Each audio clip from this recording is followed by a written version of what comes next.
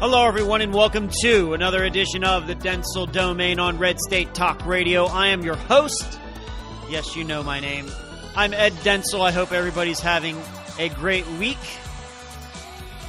I didn't hit Powerball, if there's any surprise there. If you don't know who has hit it, I know that somebody in Florida hit it, but it was not me, unfortunately.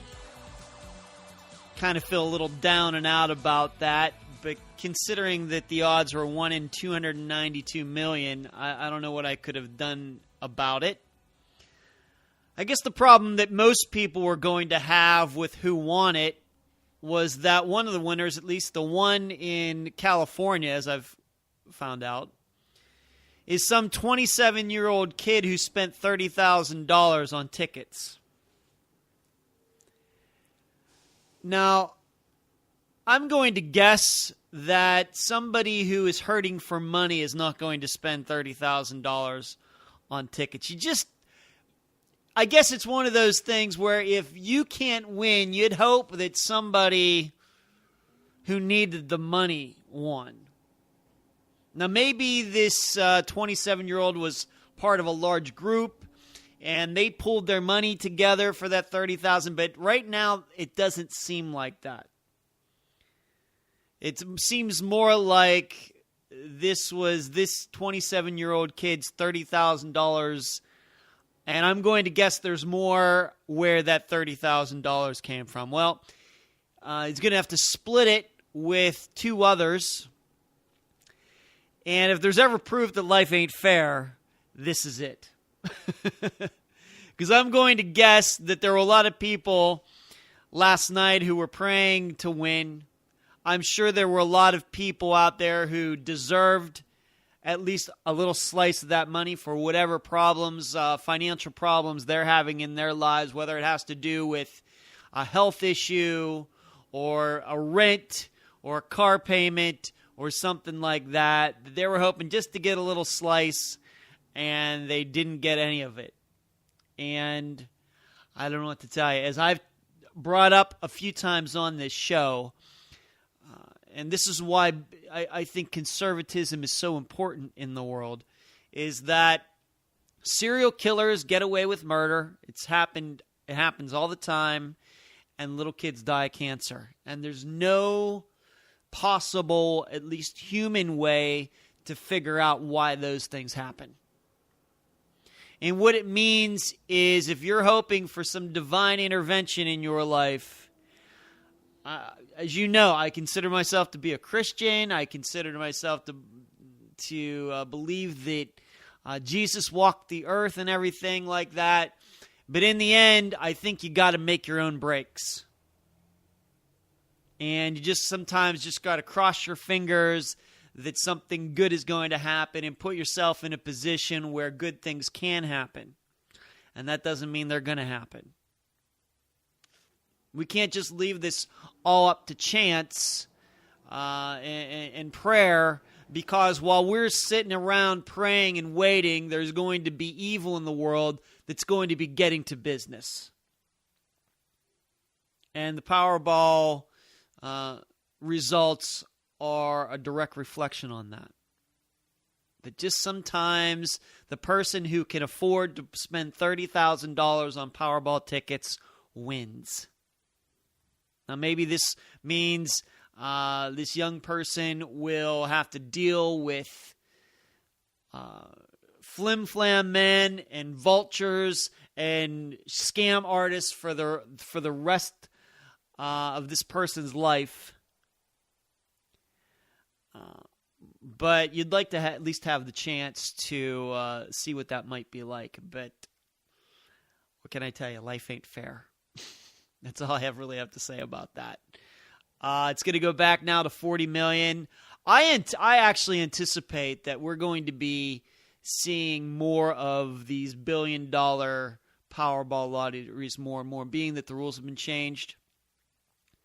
I'm not saying it's going to automatically go to that amount this time, but I could see within the next 5 years this happening again. Because as these jackpots go up more and more, people are going to wait longer and longer to buy tickets. And when people would wait longer and longer to buy tickets, they wait to get to 600 million or 700 million. That a lot of those lower Powerball amounts, the 40 millions, the 60 millions, the 80 millions, they're not going to have many tickets bought. And so they're just going to keep rolling over. People are going to wait for the big money. So it makes it more likely that the amount's going to get very, very high. And in fact, I would say that if I live to be 80, I am absolutely sure that Powerball will pass that $1.5 billion number that was last night, and it won't be because of inflation. I can say that pretty surely. So if you're feeling bad about not winning last night, I think you're going to have a chance to win the big money somewhere down the road, and it's probably not even that far away. So let's get to the show. I want to remind you, you can email me at edwarddentzel@reagan.com during the show, and you can also follow me on Twitter, Dentzel Domain, all one word, no space in between. I'd love for you to tweet about the show while you're listening, to comment on what I'm saying. If not, you just want to sit there and listen, that's fine too. Have a debate. Now, I'm recording this show before the debate happens, even though I know that you are now listening to the show after it happened. But I expect tonight's debate to be probably the nastiest yet. And not for any other reason than Iowa's caucuses are not that far away. A couple weeks. That's it. And there are a few desperate people up on that stage. Chris Christie, John Kasich, Ben Carson, Marco Rubio, who seems his poll numbers are going in the wrong direction. Jeb Bush, it seems his numbers are going in a positive direction, although I don't think that he has any chance of winning Iowa. In the little kids debate, Rand Paul is not going to be taking part, which means you can pretty much stick a fork in his presidential aspirations. But there's a lot on the table tonight, and that debate's going to be on Fox Business Network. Just within the last week, new topics have come up that I'm going to guess are going to be touched upon tonight because they've been in the news. Ted Cruz, and whether he's actually a natural-born citizen of the United States or not. A lot of people throwing a lot of hypocrisy around on that particular topic, as I've noted recently, and Coulter specifically. 2013, Ted Cruz is a natural-born citizen. Suddenly in 2016, she's changed her mind. The facts haven't changed. She's just changed her mind. And dare I say it, she's not alone in changing her beliefs, all for the glory of Donald Trump, or maybe some others for the glory of Jeb Bush, or the glory of Marco Rubio. My instincts tell me, and my understanding of it, I believe that Ted Cruz is a natural-born citizen. I think he's qualified to be president of the United States legally. And I think they all are. Likewise, I think that Barack Obama was legally qualified to run for president and be president, no matter what all those birthers say. And it's going to be I think about this topic, and it's going to be very interesting if, for example, Donald Trump gets the nomination, and it's this birther issue that screws over Ted Cruz, because Ted Cruz isn't going anywhere. Remember, if Ted Cruz becomes president, Donald Trump is not a politician in the United States Senate. Now, maybe he'll think about running. That would be something. I doubt it, though. Ted Cruz won't have to deal with Donald Trump, but if Donald Trump becomes president, guess who he's going to have to deal with?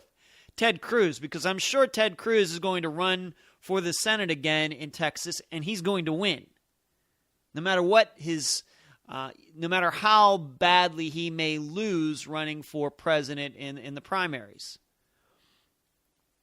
That would make for some interesting drama for at least 4 years that Donald Trump was president, wouldn't it? Ted Cruz sitting there thinking he got screwed over by Donald Trump for this birther issue. Of course, other politicians have jumped in with Donald Trump regarding this, and that just shows you, to me, how I've tried to tell you that Donald Trump is more close to the establishment candidate than he likes to admit, or than any of his supporters like to admit. And it's Ted Cruz who's actually on the outside, mainly because of what he has done in the Senate, the government shutdown, and some other issues. So that may be a topic tonight. Goldman Sachs, some shady accounting that Ted Cruz might have done regarding his Senate campaign. Once again, just seems like a clerical error, but maybe it'll come up tonight. Some of the other candidates, Chris Christie and his attitude toward right to carry laws, gun laws in New Jersey. The gun laws in New Jersey, I can tell you, are not friendly. I have a very good friend of mine who lives there and has expressed that. So I know kind of firsthand. I've asked him, do you own a gun? He does not. Even though he's a good conservative like I am, the New Jersey laws are not friendly. Chris Christie might have to answer to that tonight. And the more he comes out, more he expresses his opinions on some topics the advantage that Chris Christie had in the last debate was that it was mostly foreign policy. And frankly, I think that his foreign policy positions are much stronger than his domestic policy positions. And I think tonight we're going to get into more domestic policy, and that's, I think, going to be much to his detriment, I think. So I think he's going to have his hands full a little bit more than he did in the last debate. Marco Rubio, did he really in 2008 as a state's he was in the state legislature of Florida back in 2008. Did he really express his support of cap and trade? That's probably going to come out. That's a domestic issue because it has to do with the economy in the United States. And we know that as conservatives, we've been against cap and trade for a long time now, since that phrase was even used. As for Donald Trump, I think that everybody's going to be gunning for him. He's shown at least some increased life in Iowa. His numbers have gotten a little closer to Ted Cruz, who Ted Cruz continues to lead in that state. And probably the numbers are getting closer because of maybe a little bit of damage that this birther issue, this birth certificate, natural-born citizen issue, has caused Ted Cruz.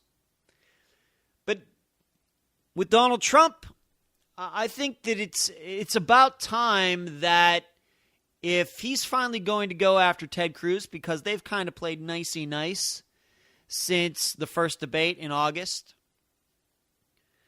that I'm sure that Ted Cruz and the others have a plan of attack. We also can't forget, moving on to another candidate, that Ben Carson, he's going to have to show some life since he did away, or some of the people quit, I should say. He didn't actually get rid of them, but these people quit. Will we see a different Ben Carson in this debate? A little bit more knowledgeable, a little bit better, more spoken, not as laid back. We'll just have to see if that changes at all. If he's just the same Ben Carson, then you'd have to believe that these people who quit had a point. Because there's still the question, was it the people who were running his campaign that were the problem, or is Armstrong Williams, who seems to be the puppet master behind Ben Carson, when he's the problem? Well, if the same Ben Carson shows up tonight and mispronounces a couple words and issues some non sequiturs to pointed questions, then you know that Armstrong Williams is the problem, and it wasn't the people who were running Ben Carson's campaign before the last debate. John Kasich, I have to admit, I am surprised he's still around. And it just shows you that there is a sizable amount. Obviously, he's not getting big numbers. But there is a place in the Republican Party for somebody like John Kasich who, when he talks, it sounds like a Democrat to me. Now, I know he's not so far left as to just blend right in with Hillary Clinton and Bernie Sanders. But if you hear him talk, it's hard to imagine him being part of a Republican debate. And that's why I've tried to tell you that we may have the wrong view when it comes to where the Republican Party is. This isn't just because you can't call John Kasich part of the quote-unquote establishment. I don't, I know that he's not conservative, but I don't think of him as being a party leader either. He's governor of Ohio. I guess he's done a decent job there. He's just not very conservative. And it seems like he's less conservative than he was when he was in the House. I mean, back 20 years ago, it's just hard to believe it was that long, he was known as being pretty conservative. Well, now that he's governor of Ohio, it could be he's changed a little bit, and maybe the case is that more people have gone to the right. But he's not part of the establishment that we usually think of. And that's why I've tried to tell you, just because somebody is not conservative within the Republican Party doesn't make them part of the establishment. It just doesn't. The fact is that John Kasich's message resonates with many Republicans. And there are just many Republicans out there who aren't conservative, but they're not establishment types either, getting on the bandwagon of Jeb Bush, for example, or Lindsey Graham, for example. Those guys. But he's still in it. Who would have thunk at this time that John Kasich would manage to stay on the main stage for another debate, whereas Rand Paul and Carly Fiorina have been relegated to the lesser debate. And like I said, Rand Paul isn't going to even show up. Very interesting.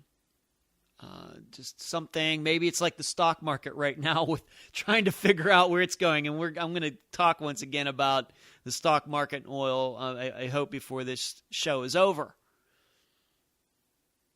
But if you had that, I don't know if Vegas had odds on who would be able to stay on the main stage and who wouldn't. I'd have to think going in back in August that John Kasich was not seen as a guy who was going to stick around for very long. Now, granted, he had the advantage of having the first debate and was in Ohio, kind of gave him a little bump, but that's a long time ago now. And still he manages to raise money. He gets his supporters. He's not going to get big numbers in Iowa, but he's there. And I give all the credit to him, even though I don't agree with him. He's just grinding it out. So, it's interesting. Jeb Bush, while you were sleeping, that's figuratively, not literally, Jeb Bush has moved into third place in New Hampshire. Remember just a few months ago, these conservatives out there, my fellow conservatives, getting all excited about how he's going to have to just fold up his campaign and he's not raising enough money and this and that. And I told you he's not going anywhere. He's not going anywhere until votes start to be counted. And then, if the numbers aren't good, to spare him and his family the embarrassment, he'll get out. So Mike Murphy, as crazy as everybody thought he was going back several months, it seems to me that Jeb Bush is executing what Mike Murphy said months ago. I guess that would have been in November or October. And everybody laughed at him. And I don't like Mike Murphy, but he would not go out on the limb and say what he said unless he thought it was true. Remember, Mike Murphy, the reason you don't like him is because he says things you don't like. And he doesn't do that on purpose. You have to remember that. And so Jeb Bush, who knows how he's going to do it? It could be in the end he does even better than Ben Carson in Iowa. But he is in second place or third place in New Hampshire, so he has every reason to keep fighting. Did I leave anybody out? I'm looking at my list here. Donald Trump, though, I think is going to be attacked from all sides. I think that he has to know that's coming after the State of the Union response with Nikki Haley on Tuesday night. And I'm sure at least once or twice, he's going to say, well, he's a very nice person, but. I think Marco Rubio is a very decent person, but. I think Chris Christie is a very decent person, but. I think you just have to stick to your script if you're going up there. I think that you have to still rely on the fact that there's going to be some voting here in a couple weeks in Iowa. Every article that I see shows that Donald Trump doesn't have the ground game of these other people. I'm not saying he hasn't tried. I'm not saying there aren't people there who are supporting him or trying to put it all together, but that doesn't seem to be a lot of let's just put it this way. Donald Trump is certainly relying on a lot of grassroots efforts for this that I'm not sure is going to work. It can work in the beginning, but at some point I think you have to go start knocking on doors. And I think that we as Republicans have learned that with Barack Obama both in 2008 and 2012. No matter how well a politician is thought of, and no matter, even in Barack Obama's case, being seen as, a unique person running for president, he still had a ground game in 2008 and 2012. He just didn't say, well, I'm the one and you just go vote for me. So Donald Trump should take note of that. That no matter how powerful your personality and your newness to the political sphere, that's not enough to get people up off their couches on a cold Iowa night. It could be snowing. It could be raining. There could be ice on the roads. Heck, with Iowa, maybe they could even have a tornado in February. Who knows? And that's where you need that ground game. Because it's very easy for people to rationalize, well, I really like Donald Trump. He won't mind if I don't show up tonight. Man, it's cold out there, and I got to do this, and I got to do that. And that's where that being very pushy, those people that get out there and knock on doors being very pushy, that works. Doesn't sound like Donald Trump has that. That could cost him. So I think it's going to be the nastiest yet, just because the stakes have been raised. You're now in 2016. You're now within the year where the election happens. And frankly, all these guys want to win. And every one of them has something to win tonight, and every one of them has something to lose. They could afford to make a little bit of a mess up back in August, maybe. But now it's getting to the point where words are going to start meaning things, and winning these exchanges, these back and forths. In fact, is this the last debate before Iowa? I think. Is there going to be one more? I don't even know. I'll be frank with you that this one kind of just crept up on me out of nowhere.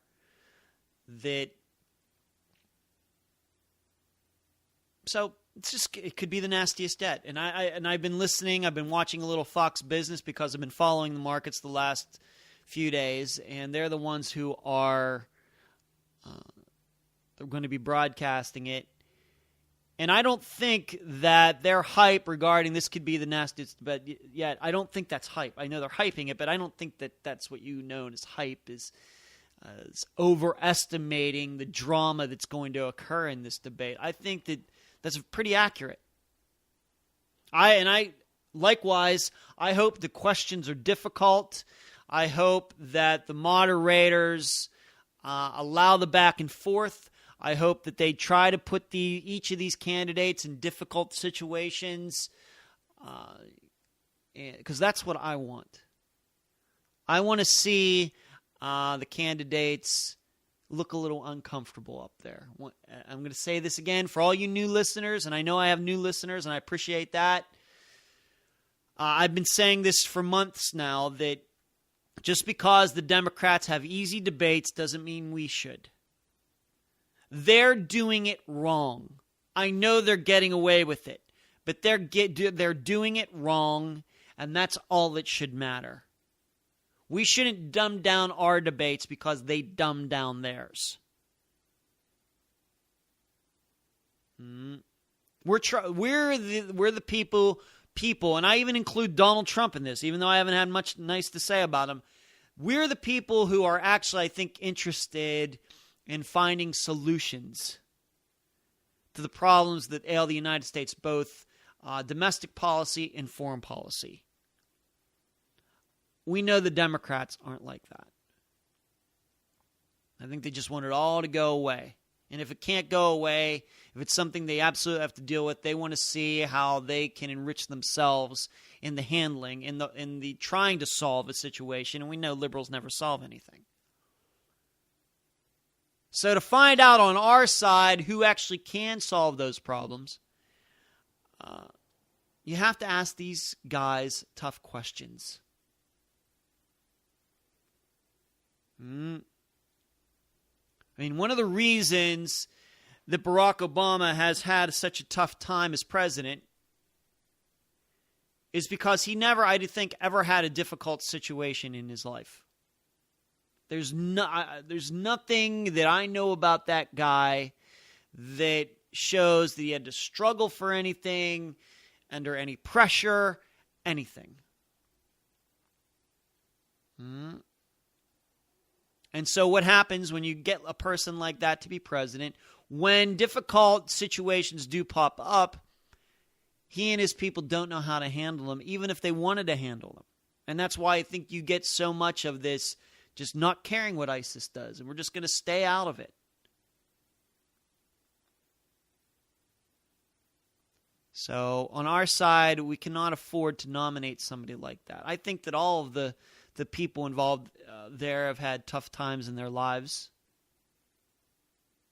And we still need to show that kind of character. And if we're going to have these debates, they shouldn't just be campaign statements where the candidates get up there and to say whatever they want, and they just to smile, and then everything's over, and they get to shake hands, and they go off into the night. That doesn't help anybody. This is supposed to, the debates are supposed to help the voters make decisions. And we know that all these debates have got decent ratings, some more than others. More people watching here, less people watching over there. But I think that each channel has to be pretty pleased with the ratings that they've gotten from each of these debates. And I think that's why they hold them in the first place, frankly. But the theory is these debates are supposed to help people make up their minds and see what these guys say and Carly Fiorina says. And if they're not tested, then it's just a big waste of time. And so when I hear Republicans saying, well, these moderators, they weren't fair here, they weren't fair there. Me, I don't know. When it comes to how I think about the world, I like to be ask tough questions. I like people to try to paint me into a corner because that tests my belief system. And it shows whether my belief system is strong or is it flawed. And I think I have a strong belief system, so I like to show it off, and that's why I like tough questions. And so when I hear about politicians thinking the questions are too tough, I start thinking, well, maybe they think that they're flawed and they just don't want us to see their flaws. Well, tough. It's not about you. It's about all of us out here. I got to go to the break. You've been listening to the Dentzel Domain on Red State Talk Radio.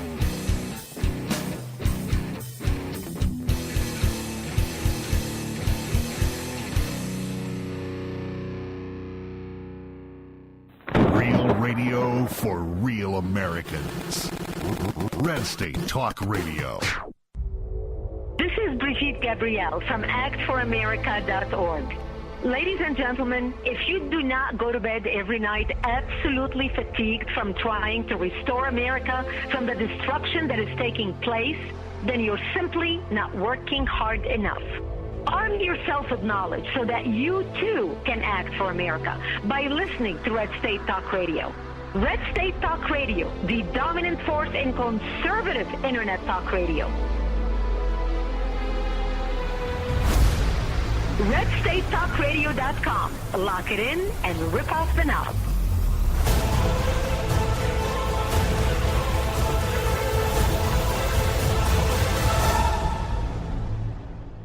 I can't defend my family because I live in Chicago. I am free to defend my family with my AR-15 or handgun because I live in Wyoming. I can't even protect myself if I'm attacked because I live in D.C. I carry my 9mm in my purse anywhere I go in Texas. I can't protect my small retail shop here in Brooklyn. We keep guns behind the counter at our shop in Oklahoma. Only had to show it once. Do you see a pattern? Demand equal gun rights in America. Go to SAF.org now. My name is Courtney Luster. I'm 21, well-educated, and unemployed American. I happen to be black, so I'm in the highest unemployment segment of the population, black youth unemployment. Notice I don't refer to myself as African American because I'm an American first. I'm a proud American who happens to have black skin. So please explain to me where African American fits into that equation. You're right, it doesn't. For over 60 years, the Democrat Party has used my fellow black Americans to maintain power in the federal and state governments. Why do I say that? Because I read history. While many of my friends are watching mindless videos, I choose to listen to Red State Talk Radio. Why? Because I want to educate myself, not entertain myself. Red State Talk Radio, America's premier conservative talk radio network. Hey, all you black American youth, be a Frederick Douglass Republican, not an Al Sharpton race pimp. Educate yourself. Listen to RedStateTalkRadio.com.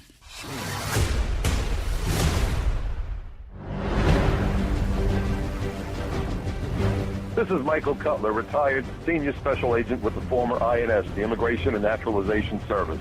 You should know that I'm also a lifelong Democrat, but ladies and gentlemen, the mainstream media has completely failed the American people. That's why, despite being a lifelong Democrat, I listen to Red State Talk Radio, the dominant force in conservative Internet talk radio. Lock it in and rip off the knob.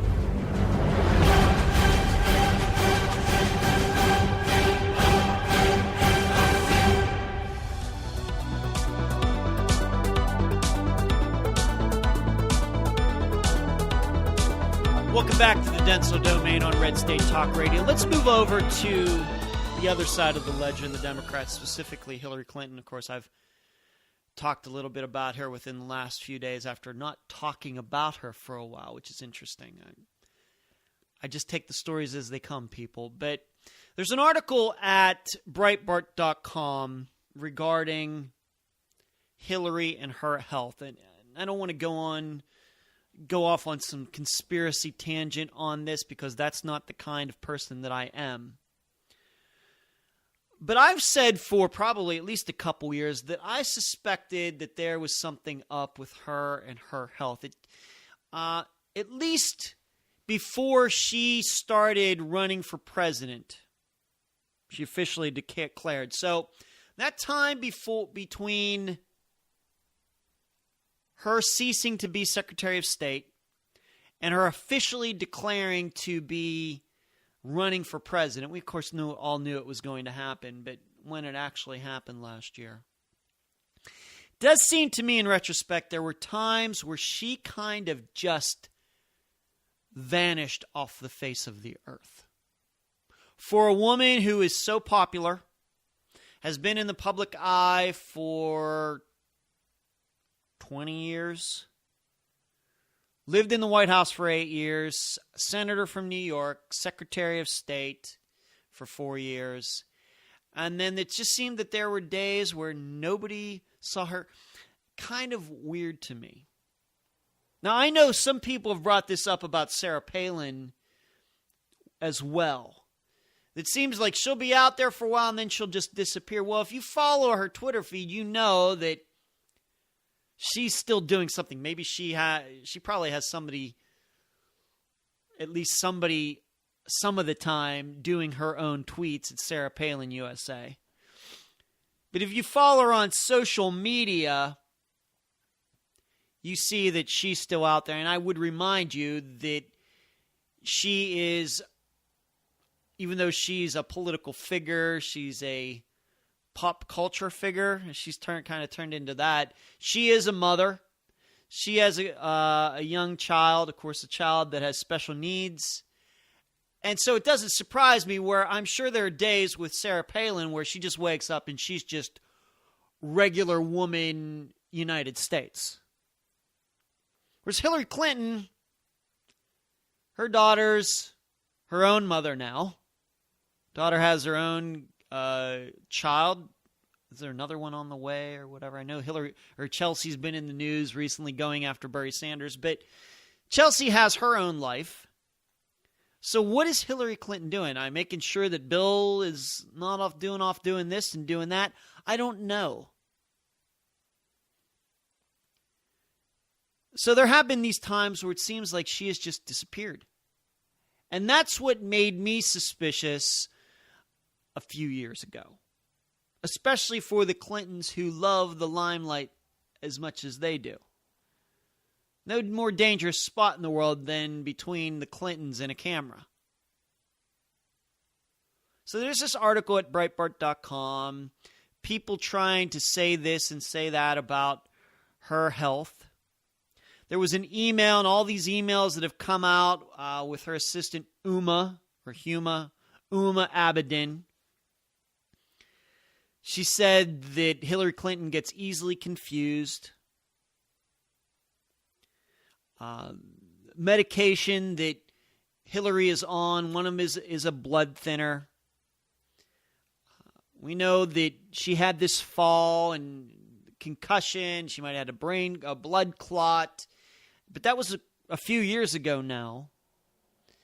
And the thinking is she is still struggling with those problems from that fall all these years later. Hence, the blood thinner, among other issues. Then she was in front of Congress wearing those not flattering glasses that I don't know that if she has ever worn them before, have worn them since. There was her coming back late during the last Democrat debate. There was her on Capitol Hill, then going to her car and seeming to be a little bit weak. Just these little things here and there that have really created a lot of material for the blogosphere. Here's what you all need to understand about that. As much as she has been out of communication over the past 3 years since she was Secretary of State, she has certainly been in front of cameras, in front of microphones. Maybe not something like being in front of Congress, but she has done interviews. She's made appearances. And the only way that something along the lines that she is not physically fit to be president, the only way that's ever going to be proven is if she has one of these episodes in public, in front of a camera, during an interview, something like that. Anything else than that is just conjecture. And dare I say it, it may just be wishful thinking.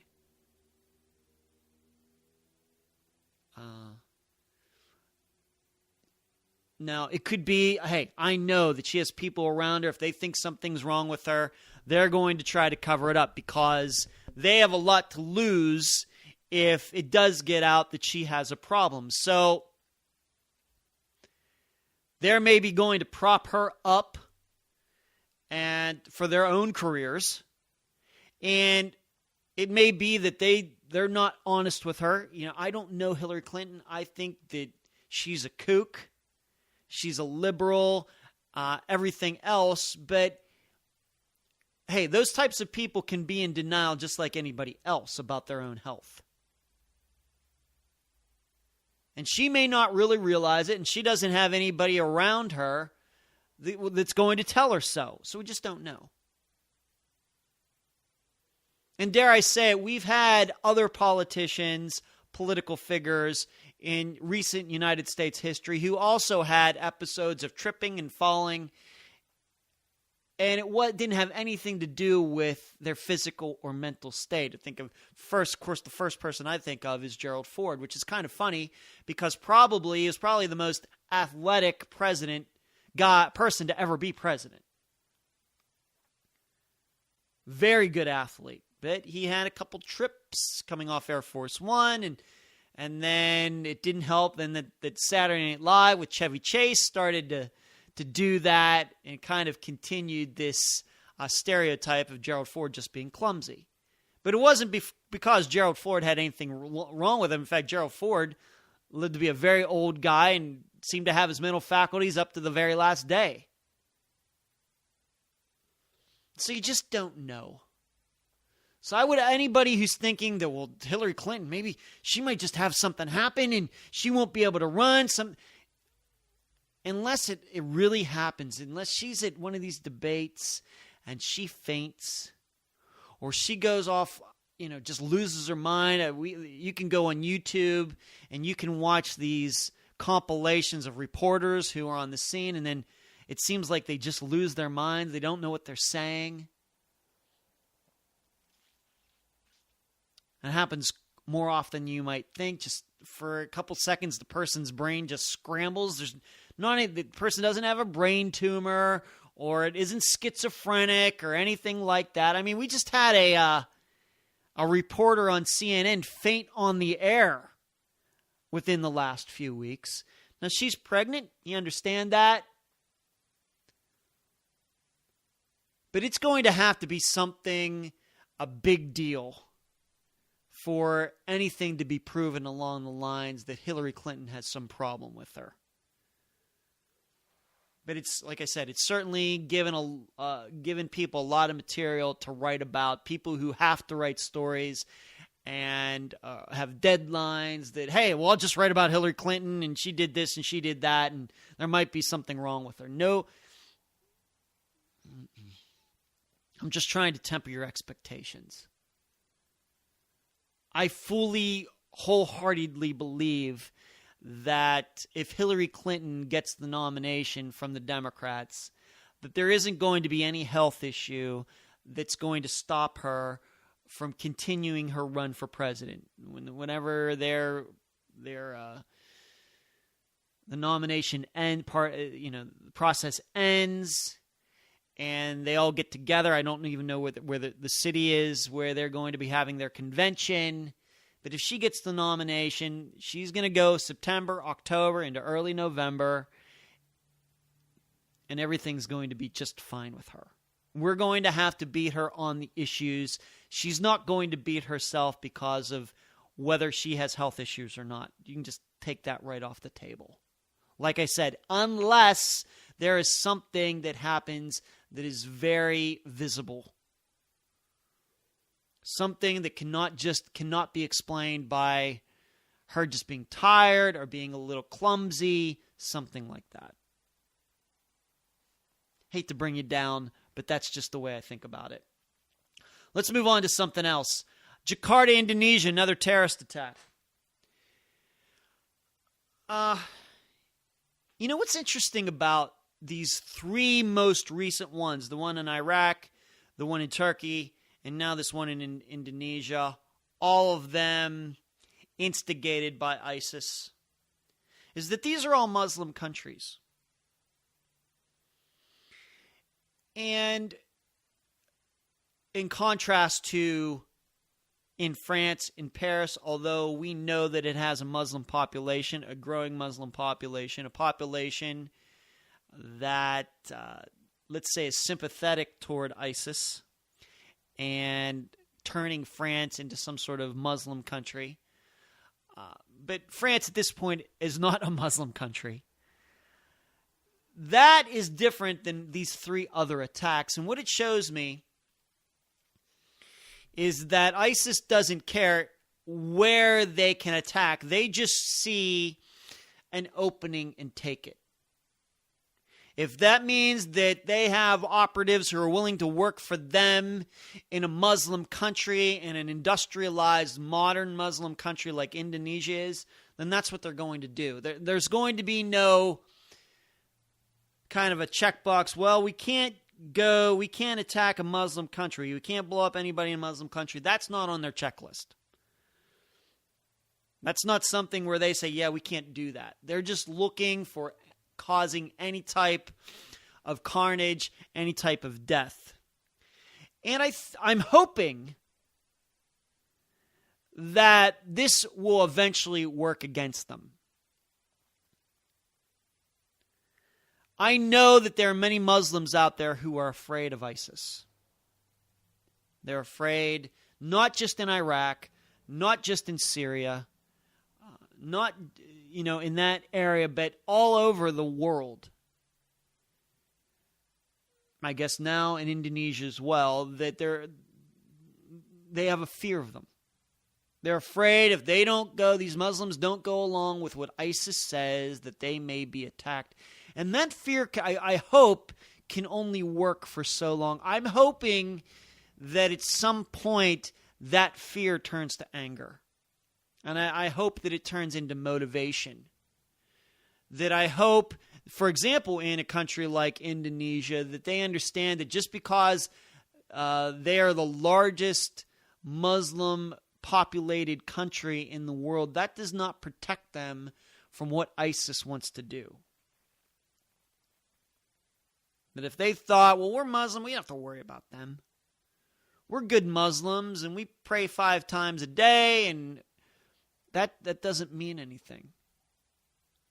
Doesn't mean it's Sunni, Shia, tourist spot, non-tourist spot, doesn't matter.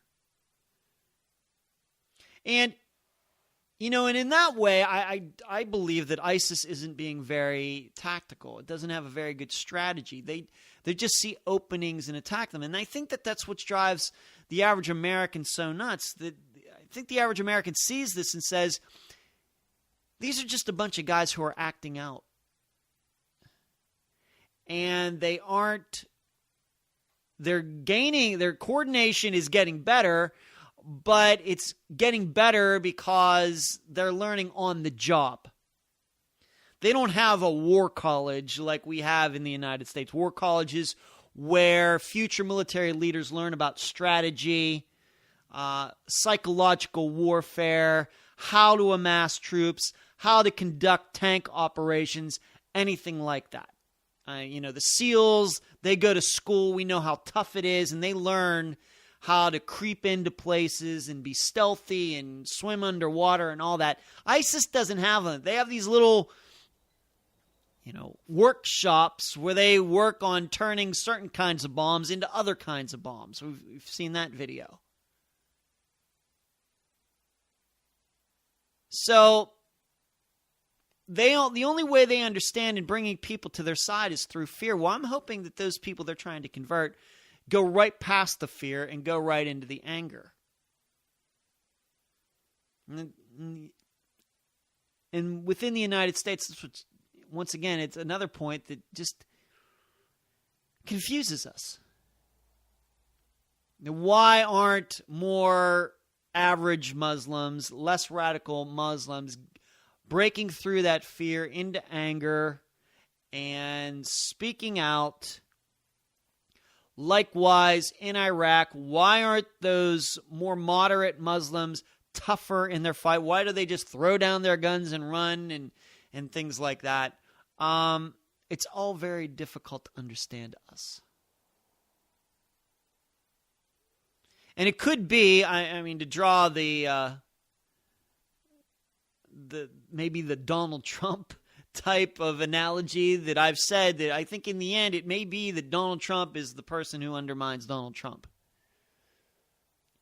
And so it may be with ISIS being that it seems we, the United States, are only willing to do so much, that we're just going to have to hope that ISIS can, I hate to put it this way, that we have to hope that they just continue to bomb their own people.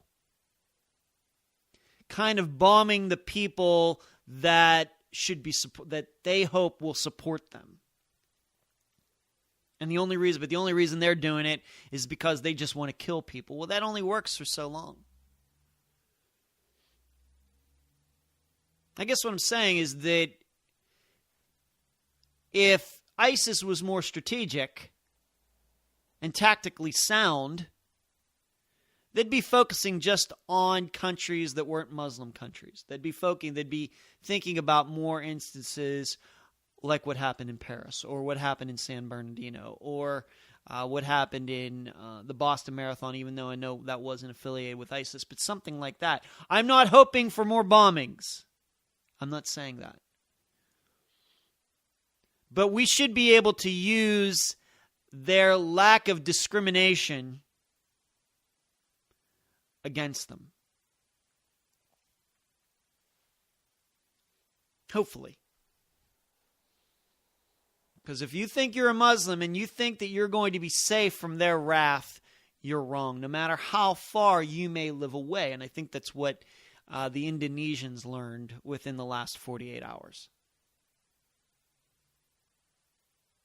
So, but this is what happens. I think it's safe to say it. We engaged ISIS a couple years ago. These bombings don't happen. Indonesia doesn't happen. Paris doesn't happen. Maybe the situation in San Bernardino happens, but these more organized attacks never happen because maybe all those guys are already dead. Because what's going on here, as I told you a couple days ago, as in our military, we learn through practice. We learn through books. They learn through manuals. They learn through combat scenarios, war games, things like that. That's how our military gets good, and that's why all of the people in our military are professionals. ISIS learns through practice. They have on-the-job training. And so these bombings are practice to them. And they're going to continue to get better at them as they do them. And if we're not going to stop them, we just have to hope they keep bombing the wrong people. And those people, those Muslims in those countries, finally get behind what the United States wants to do. Because I can guarantee you this, no matter who becomes president on the Republican side, our attitude toward ISIS is going to change. Probably of everything that can happen. Obviously, I think there's going to be a big change in the business community in the United States, no matter which Republican becomes president. But we're going to see a big change in regards to ISIS. And you can even take, even if Rand Paul becomes president, you're going to see, I think, an increase in confrontation with ISIS. I have to predict that. I have to. It's probably going to be one of the starkest differences between what's going on in the Obama administration now and what a Republican administration would be in 2016. That doesn't mean I'm going to agree with tactics like Marco Rubio talking about how the Sunnis need to lead the war, but I think that we're going to take on ISIS a little bit more head-on than we have. But you've been listening to the Dentzel Domain on Red State Talk Radio. I remind you, you can go to Amazon.com. You can purchase my books, very low cost. Just do a search for Edward Dentzel. You can go to edwarddentzel.com, where you can find all of my old Red State Talk Radio shows. You can also find the shows in SoundCloud, YouTube, and Podbean. I upload those the day after you hear the show on Red State Talk Radio. You can also go to edwarddentzel.com/book to download the first chapter of my next novel called The Comebacks. You can also find me on Facebook and LinkedIn. It's been a pleasure talking to you tonight. You've been listening to the Dentzel Domain on Red State Talk Radio.